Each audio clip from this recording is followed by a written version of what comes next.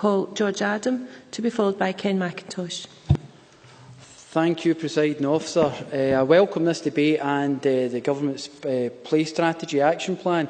You know, the Scottish Government says it wants Scotland to be the best place in the world to grow up. Now, that is a bold and ambitious statement, but as the Minister quite correctly says, we should never shy away from being ambitious about our children, because we have to ensure that we can make everything, build everything for them, for they are the future for ourselves. You know, Jane Baxter, actually, when I was listening to Jane Baxter's intervention, she must have a similar family to myself, because when she said when her grandchildren go and play and learn to fight, you know, it's very similar to our own family get-togethers at times as well, you know, because that's all part of growing up as well. As obviously, well, many times have we had our children come in with a grazed knee or they're falling out with someone else. It's about learning life skills and what the big bad world's all about. And I think playing as a young person and a child, that obviously helps you kind of move things on. Some people might even say that I myself have never lost my ability to play. One look at my office in this Parliament and look at my parliamentary constituency office, which some constituents have said looks like a 13-year-old boy bedroom. You know, so and can I say it's all football stuff, just in case anyone thinks anything else.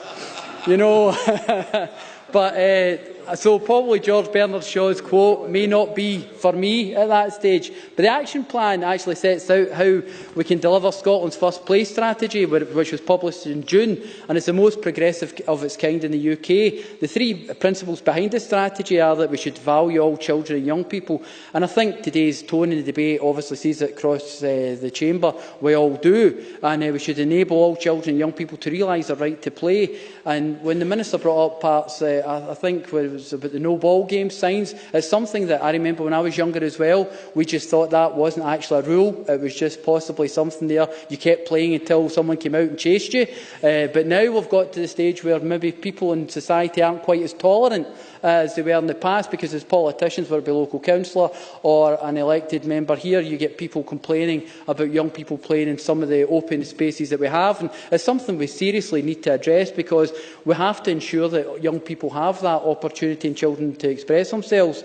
And part of that space and the time to play, as I remember myself, you know, obviously I've grown quite tall as the years have gone on, but the world did seem an awful lot bigger place when I used to play in the Gleniffer Braes, and we had these longer summer days and all the rest of it. You know you're getting old, Presiding Officer, when you start talking about that, about your childhood. But that's the kind of thing that I want for young people now as well. I want them to come back when they're older to actually remember their childhood that way as well, because that's what makes the difference. And the action plan is structured around 4 domains.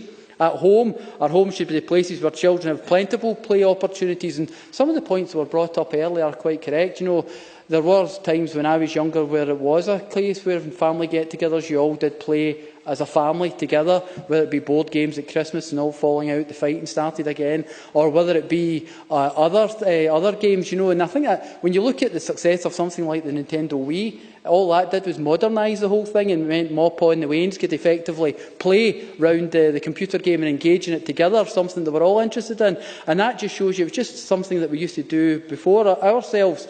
You know, in our family it was who was the bigger kid, because my father was equally incorrigible.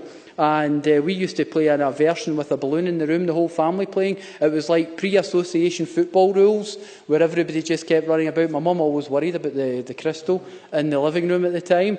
But, you know, these were all the things that you remember as you get older, and it does develop you. It makes you closer to your family.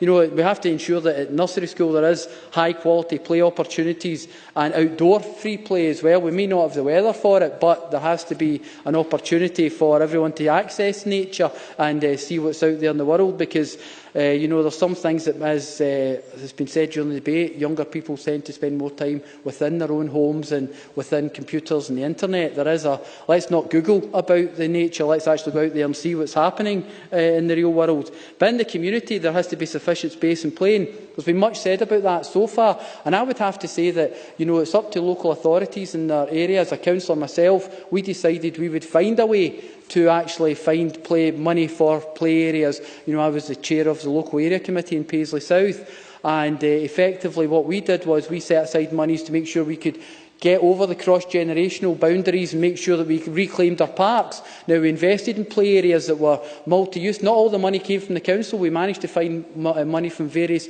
other sources as well. So we ensured that we spent money. Eventually, we got to a stage where we renovated some of the tennis courts, so that it was a case of if we didn't do that, they'd have been gone. So it makes sure that we, like Liz Smith says, we can actually play sports at all ages and ensure that we can do some. So it has to have the political will locally. Now, there was times when I thought it was an impossible task, but I think you just have to actually say, you can find the money for that investment and just push towards getting it. Now, I know there's other people who are councillors that are probably going to be part of this debate, and they will probably tell their stories as well, but it's a case of actually going out there to make sure that we give them space.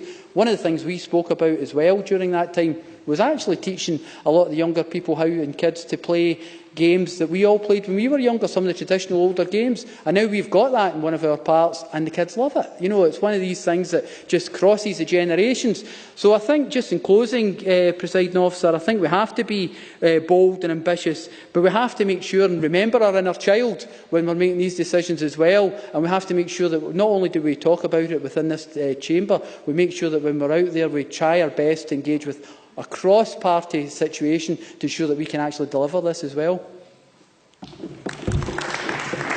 Thank you very much.